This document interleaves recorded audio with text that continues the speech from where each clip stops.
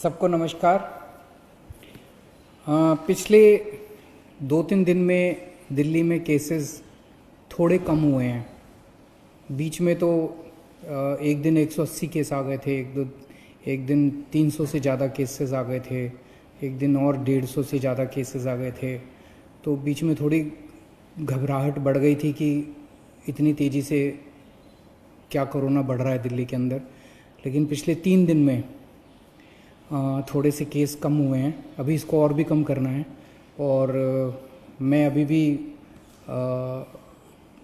अगले कुछ दिन में कैसे होता है उस पर डिपेंड करेगा। मैं उम्मीद करता हूं कि अगले कुछ दिन के अंदर केसेस और कम होंगे बढ़ने की बजाय।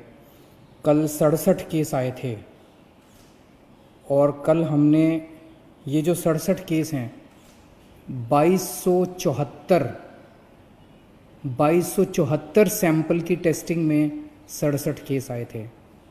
तो इसका मतलब बहुत तेज़ी से अभी नहीं बढ़ने लगा है।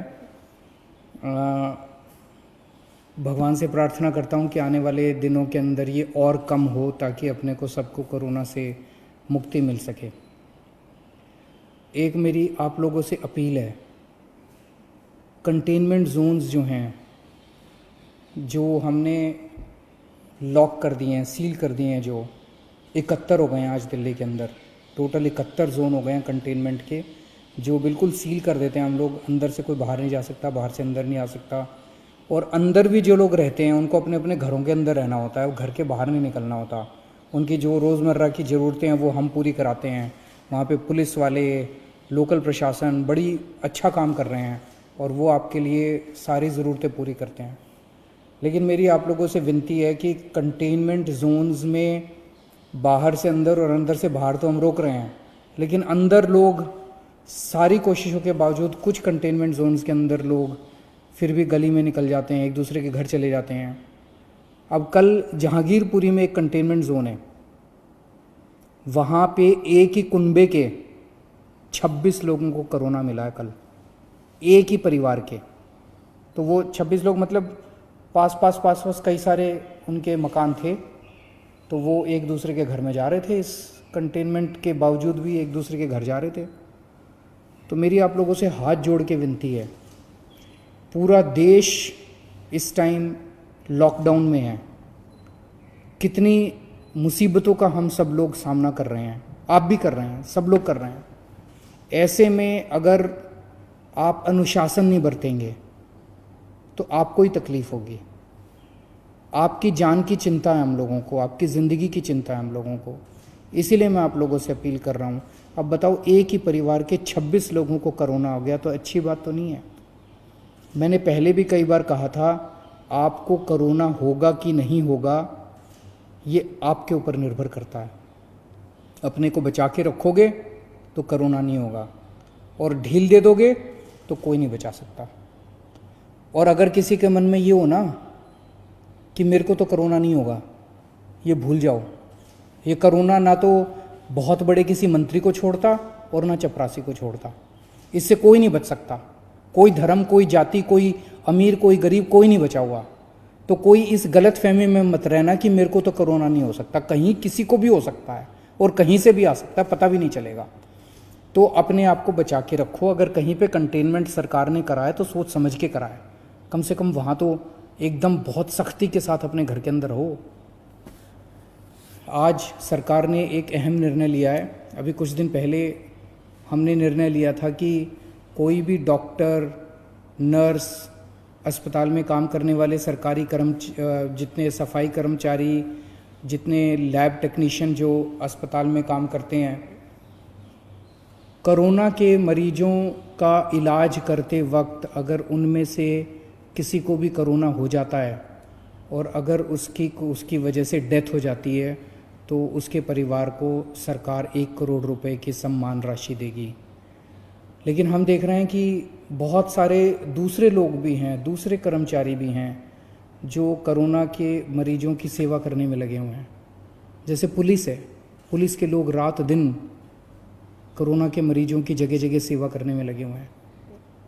उसी तरह से हमारे सिविल डिफेंस वॉलंटियर्स हैं जो रात दिन इनकी सेवा करने में लगे हुए हैं। हमारे बहुत सारे प्रिंसिपल्स हैं, टीचर्स हैं जो खाना बांट रहे हैं सब लोगों को। अगर किसी भी कर्मचारी को जो कोरोना के लोगों की सेवा कर रहे हैं और सेवा करने की वजह से उनको भी कोरोना हो जाता है और कोरोना होने की वजह से उनकी डेथ हो जाती है, तो सभी कर्मचारियों के ऊपर अब ये स्कीम लागू की जा रही है कि मरणोपरांत उनके परिवार को 1 करोड़ रुपए की राशि दी जाएगी। आज एक ऑटो ड्राइवर का फ़ोन आया, बहुत भाव विभोर हो रहा था, गला उसका बिल्कुल भरा हुआ था। मैंने पूछा क्या हुआ? बोला जी मेरे अकाउंट में 5,000 रुपये आ गए। और बोला कि मैं समझ नहीं आ रहा आपका किस शब्दों में शुक्रिया अदा करूं। कहता है कि किसी सरकार ने ड्राइवरों का ख्याल नहीं रखा, इतनी मुसीबत की घड़ी में आपने हमारा ख्याल रखा, आपने हमको याद किया। मैं किसी पे एहसान नहीं कर रहा, ये पैसा मेरा नहीं है, ये आप ही का पैसा है, आप ही के काम आना चाहिए और मेरा ये फ़र्ज बनता है जो कुछ मैं कर रहा हूँ। मुझे खुशी है आज हमारे ऑटो वाले, ग्रामीण सेवा वाले और जितने टैक्सी वाले, ई रिक्शे वाले, जितने ड्राइवर्स हैं, जितने भी, सबके अकाउंट में पैसे पहुंचने चालू हो गए हैं।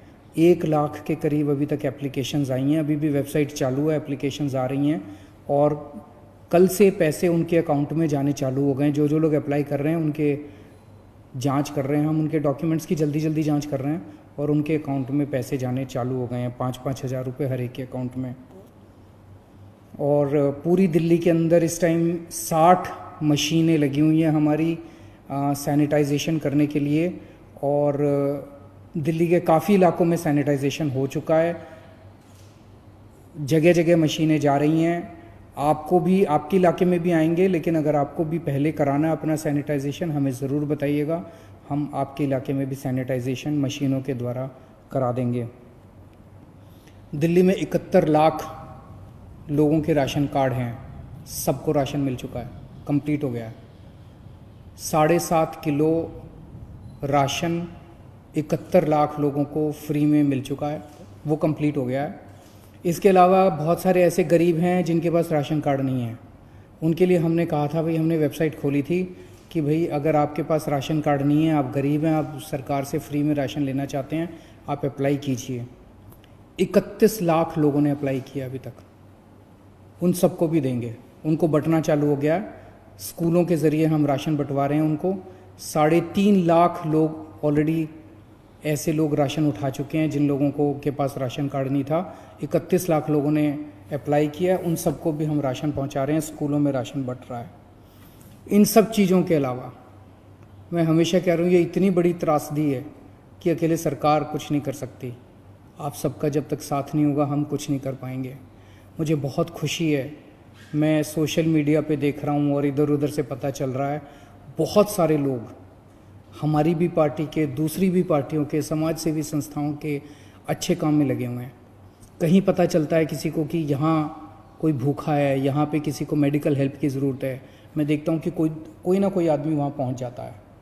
ये धर्म का काम है, ये पुण्य का काम है, यही इंसानियत है, यही सच्ची भगवान की पूजा है और यही सच्ची देशभक्ति है।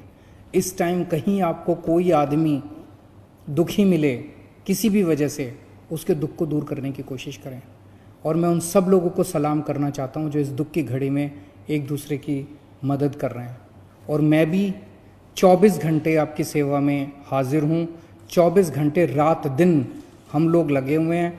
कभी आपको किसी चीज़ की ज़रूरत हो, बेहिचक आप मेरे से संपर्क कर सकते हैं। बहुत बहुत शुक्रिया।